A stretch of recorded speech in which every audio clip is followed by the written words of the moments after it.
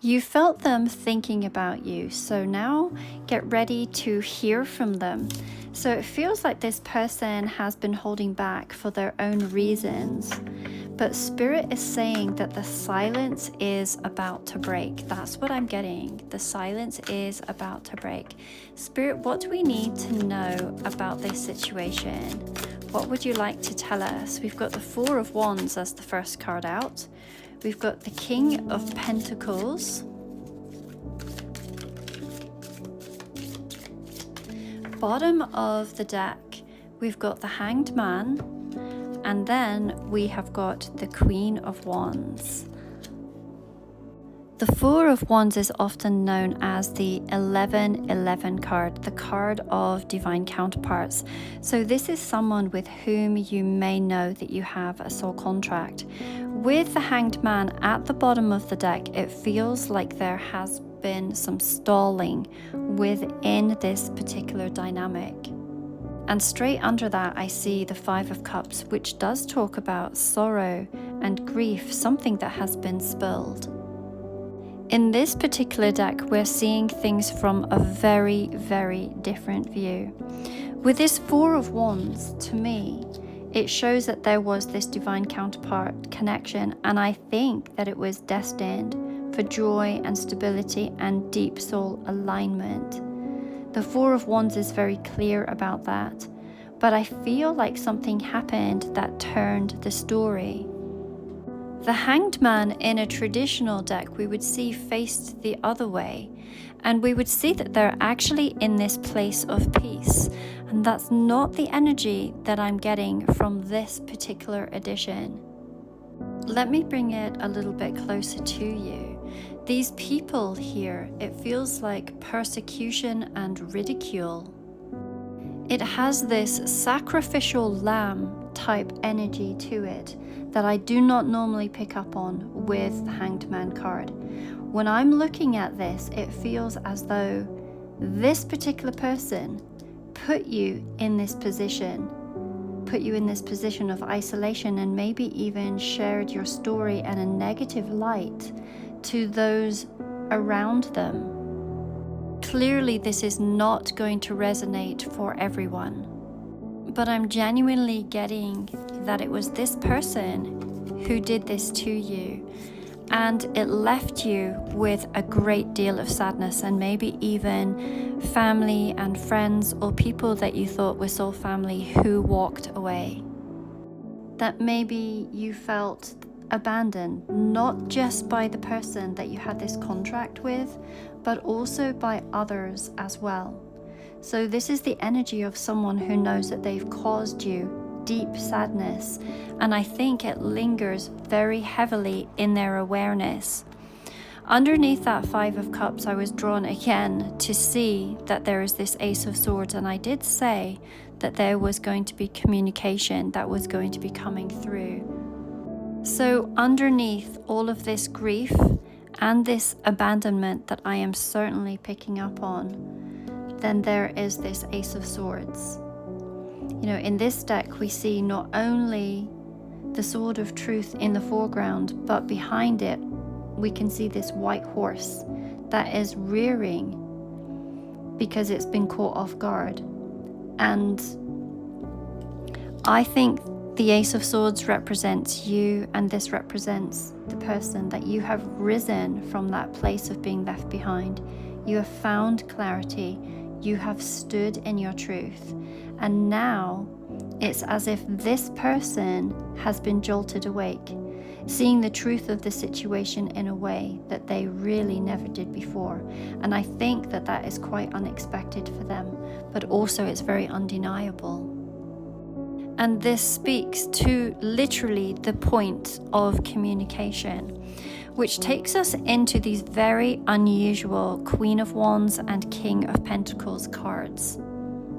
These are very, very unusual perspectives to the Queen of Wands and the King of Pentacles.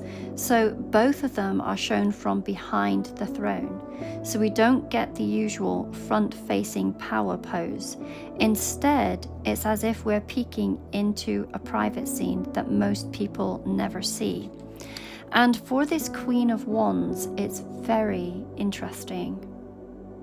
We can see that the Queen of Wands is actually sitting in her throne, and on the throne itself we can see that there is her likeness, a reminder of your true radiance, your true beauty, and your magnetism.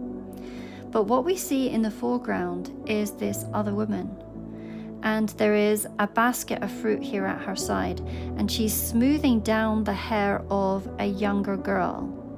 To me, it feels like this other figure represents a presence that was quietly there in your connection, someone whose role was hidden and very much influencing things from the shadow. It is similar with this King of Pentacles card. We can see again this back of the throne.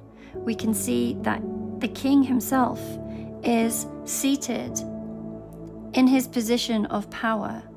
Yet what's carved into the stone behind him tells its own story.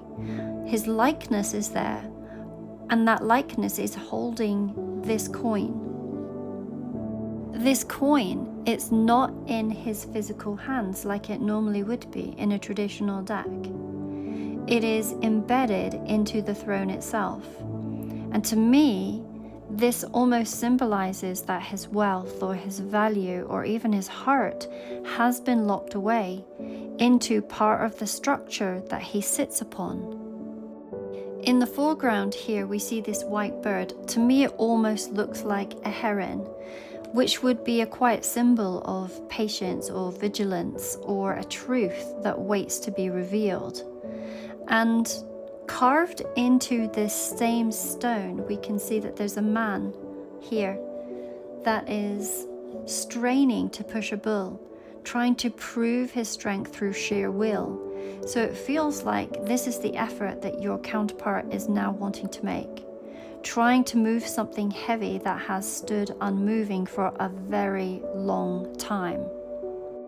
To me, there feels like a hint that what they're about to say to you has taken them an enormous amount of energy to bring it forward.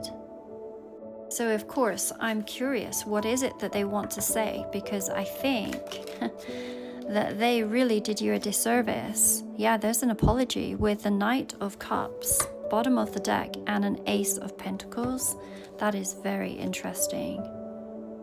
So these two cards together, this feels like not a half-formed excuse. It feels like something that they've been turning over in their mind for a very long time.